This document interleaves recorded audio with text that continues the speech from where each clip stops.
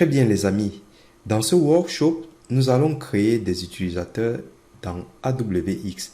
Au fur et à mesure que nous allons progresser, vous allez découvrir toutes les fonctionnalités d'AWX et à la fin, vous allez tirer des conclusions ou alors on va tirer des conclusions ensemble. Mais ce qu'il faut noter, c'est que AWX va permettre de faire ce qu'on appelle du travail de groupe. En anglais, on va parler de workflow. Donc, ce qu'il faut noter, c'est que nous sommes en plein dans le DevOps là et nous sommes en train déjà d'utiliser des outils DevOps. Donc, vous avez vu, j'ai utilisé Git, j'utilise Ansible et maintenant j'utilise AWX. La culture DevOps, c'est quoi pour ceux qui ne savent pas? C'est tout simplement le fait de faire travailler les équipes de conception avec les Ops dans les équipes d'opération. C'est pour cela qu'on parle de DevOps, donc Dev pour les développeurs et Ops pour l'équipe opérationnelle, dont les administrateurs systèmes et réseaux. Ceci dit, à l'époque, qu'est-ce qui se passait? Parce qu'on vient du coup de résoudre cette problématique avec la culture DevOps. À l'époque, les développeurs créaient du coup leur application en écrivant un code. Une fois que le code est écrit, ils vont aussi vérifier bien sûr si le code est bien. Une fois que le code est vérifié, ils vont builder l'application pour créer par exemple un point .exe ou un point .jar si c'est une application Java, etc.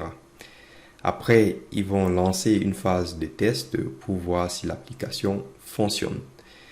Une fois qu'ils confirment que l'application fonctionne, ils vont envoyer le build, donc le point .jar ou le point .exe à l'équipe d'opération. Et l'équipe d'opération va donc déployer l'application. Sauf que lors du déploiement, on s'est rendu compte que les applications ne fonctionnaient pas toujours, tout simplement parce que les tests n'avaient pas assez été réalisés. Prenons un exemple simple. Un développeur va créer une application sur son PC, ensuite il va builder l'application, il va tester l'application sur son PC. Très bien. Pour lui, l'application fonctionne.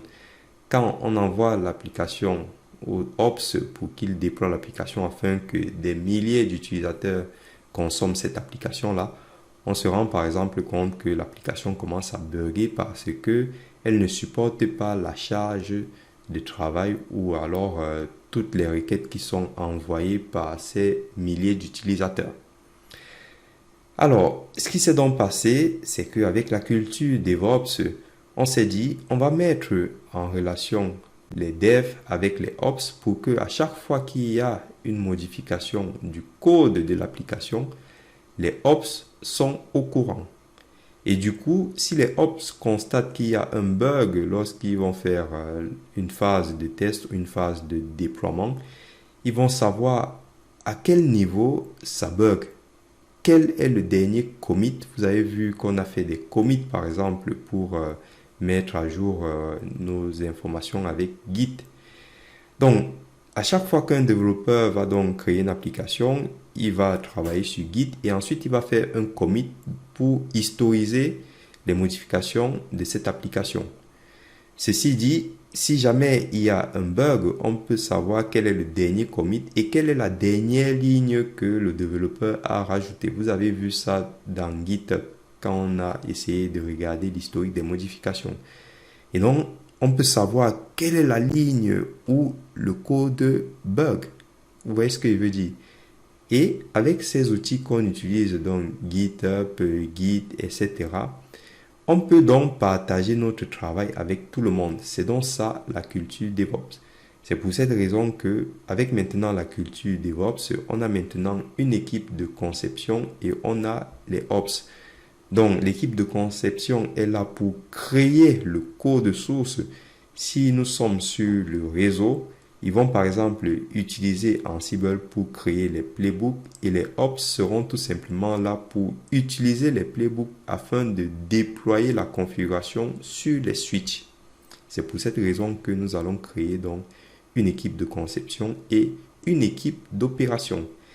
Mais pour faire cela, il faut donc créer une organisation parce que on peut travailler sur plusieurs projets. Si on travaille sur plusieurs projets, on va donc distinguer les projets en créant tout simplement des organisations dans AWX. Et vous allez donc voir que c'est un outil très intéressant qui va donc compléter ce qu'on ne retrouve pas dans Ansible. Très bien. Donc, si vous avez compris les explications, nous allons donc créer notre organisation et nos utilisateurs. Je vous dis à tout de suite.